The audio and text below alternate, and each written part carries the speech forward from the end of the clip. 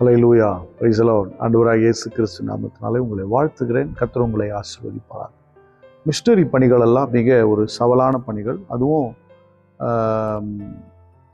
சுதேசி missionary பயணம் இன்னும் ரொம்ப கடினமானது. அதில் பார்த்தீங்கன்னா என்ன சொல்கிறது, தேவனை குறித்து சொல்வது என்பது டைரக்டாக அப்படியே இயேசுவை பற்றி சொன்னால் கேட்க மாட்டாங்க. இன்றைய காலங்கள் அப்படி இருக்கிறாங்க. அன்றைய காலங்களில் இன்னும் அதிகம். ஷிமேயு என்கிற ஒரு சகோதரி, அவங்க பார்த்தீங்கன்னா 1873 பிறக்கிறாங்க. அவங்களும் சீன தேசத்துக்காரங்க தான். அவங்க நாட்டிலேயே அவங்க சுதேசி மிஷினரியாக பணியாற்ற விரும்புகிறாங்க. அவங்க தன் வாலிப நாட்களில் போய் அமெரிக்க தேசத்தில் போயிட்டு மருத்துவம் படித்தாங்க. டாக்டராக படிச்சுட்டு அவங்க அங்கேயே ரட்சிக்கப்பட்டாங்க. அப்போ அவங்களுக்கு ஒரு ஒரு தேவன் ஒரு விஷயத்தை போடுறாங்க. ஒரு தேவனுடைய பிள்ளை 2 விஷயத்தை செய்யணும் அப்படின்னு. ஒன்று, சரீர சுகத்தை ஏற்படுத்துகிற மருத்துவராய் மட்டும் இல்லை, உள்ளத்தை சுகமாக்குகிற ஒரு மருத்துவராக இருக்கணும் அப்படின்னு சொல்லி ஒரு விஷன் ஆண்டவர் உள்ளே போட்டார். அதுக்கப்புறம் அவங்க சைனா வந்துட்டு பார்த்தீங்கன்னா தினந்தோறும் நிறைய மக்களை சந்தித்தாங்க. அது மட்டும் இல்லாமல் அங்கே ஒரு பெரிய ஹாஸ்பிட்டல் கட்டினாங்க. ஹாஸ்பிட்டலை கட்டிட்டு தினந்தோறும் ஒரு 3000 பேருக்கு ட்ரீட்மெண்ட் பார்க்குறாங்க. ஒவ்வொரு மாதமும் 3000 பேருக்கு ட்ரீட்மெண்ட் பார்க்குறாங்க.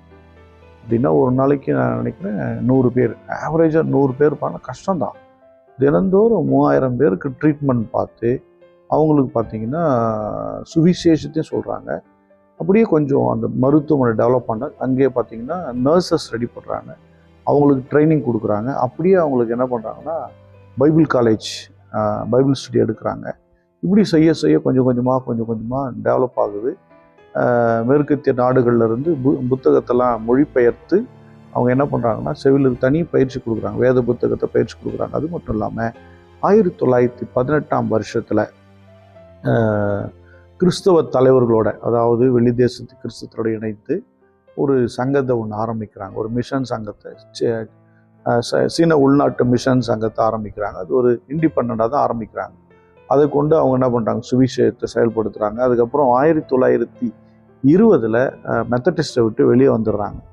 வெளியே வந்துட்டு பெத்தேல் மிஷன் அப்படிங்கிற ஒரு இயக்கத்தை ஆரம்பித்து அதன் மூலமாக அவங்க சுவிசேஷத்தை, அவங்க மருத்துவ செயல்பாடுகள் கிட்டத்தட்ட 17 வருஷம் அவங்களுடைய உழைப்பு மிக பெரிதாக இருக்கிறது. இந்த ஊழியத்தினுடைய வளர்ச்சி அதிகமாகும் போது ஸ்கூல்ஸ் கட்டி கொடுக்குறாங்க, அனாதை இல்லங்களை கட்டி கொடுக்குறாங்க, சர்ச் கட்டி கொடுக்குறாங்க. இப்படிலாம் கட்டி கொடுத்து அதே போல் நர்சிங் காலேஜஸ்லாம் கட்டி கொடுத்து மிகப்பெரிய பெரிய ஊழியத்தில் மிகப்பெரிய மாற்றத்தை ஏற்படுத்துகிறாங்க.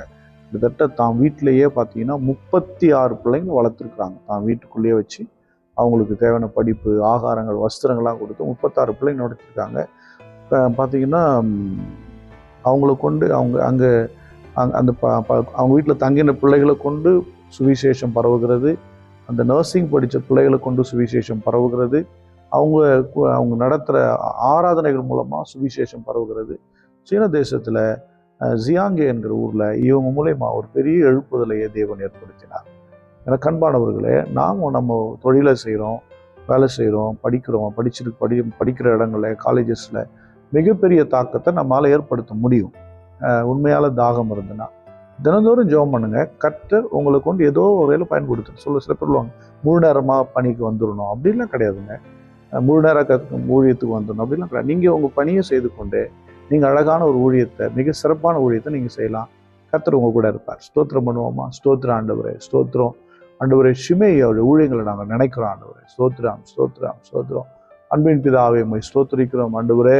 சவாலான நாட்களிலே ஒரு சிறப்பான ஊழியத்தை செய்து ராஜ்யத்தின் ஆண்டவரே பணியை மிக சிறப்பாக செய்து முடித்த அருமையான ஷிமேய்க்காக ஸ்தோத்திரம் பண்ணுகிறோம்.